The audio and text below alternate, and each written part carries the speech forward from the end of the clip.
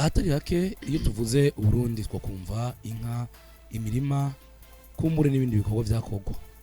Inka rero ni kimwe mu birango vyerekana ubutunzi mu Burundi ndetse kikaba n'icubahiro.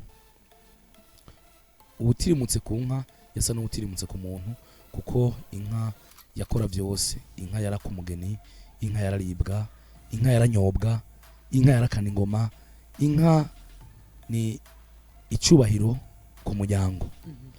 Imanza z'inka rero, ngo imanza z'inka zari zigwiriye kuko harabapfa inkwano, indongoranywa canke bakaba inyokorano. Ndiko turavuga indongoranywa ni zanka ziba zavuye mu byo gukwa canke imiryango yagiraniye amasezerano yo guhana abana, kumbure barahana n'inka zizoguma ziberekeza kugira bungu ubucuti. Hariho nk'inyokorano bivuye mu kokora, wumva ko wari wagabi yundi yategerezwa ku ica mu. Hari n'imanza rero zabazimbanye ku mata y'inka y'isangi, wakubise nk'ikaramburura canke iyo wateye inkubukika no kuvuga waguze amezi.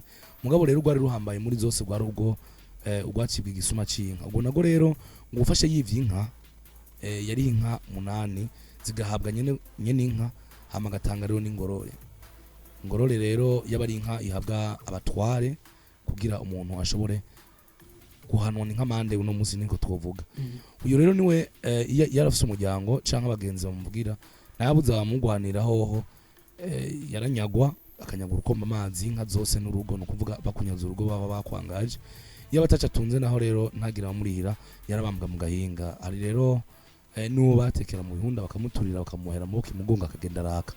Uwari rero canke akanyagwa yari uyivye rimwe, nayo waramaze kwiba hoho baramunyaga bakagira ko bakamubamba. Uwivye inka y'ibwami wewe ayivye ibwami canke umutongore, umuryango waranyagura ukomba amazi, uwo muntu akagira kakabambwa be nabo vyajanye. Kazoza FM, be your own boss.